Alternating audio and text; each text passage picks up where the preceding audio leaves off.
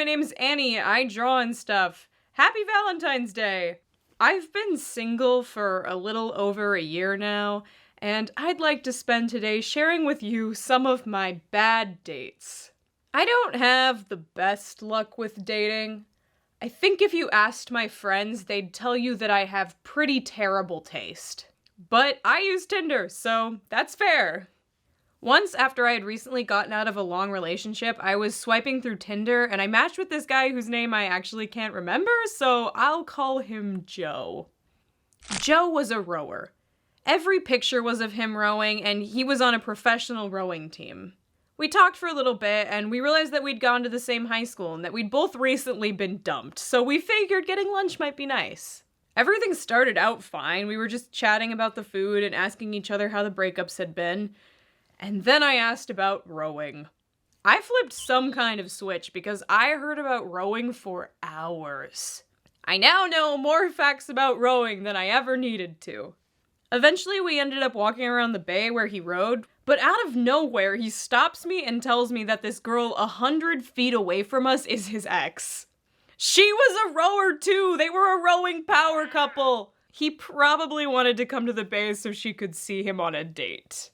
They started fighting, so I just quietly exited the situation, got into my car, and never talked to him again. Next date! Once I was on a date with this guy and I got out of his car and he goes, "Oops, should probably cover that up." Which is kind of an alarming statement to hear when you go out with someone. So I turn around and he's covering up a gun in the back of his car. Terrifying things to see a guy bring to a date. A gun!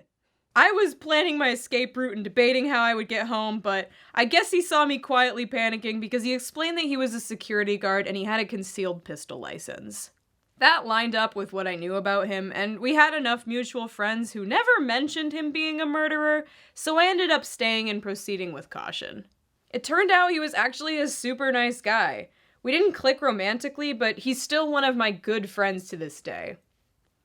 I told this last story on Twitter, but I once was taken on a date to an outlet mall Sears.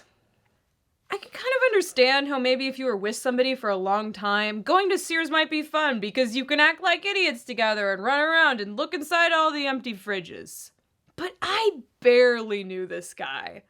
We got in the store, he wanted to lay on every single mattress. I went along with it for a little bit, but after the third mattress, I just went and sat down, and it was more like babysitting than a date. Eventually, he even called the sales clerk over and made him lay down on the mattresses with him, to which I profusely apologized for.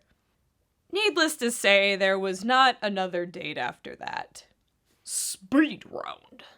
Once I met with a guy who said he wouldn't date a girl who didn't cook for him. Very fun. On my 19th birthday, I got stood up by my crush, and my friends absolutely hated him.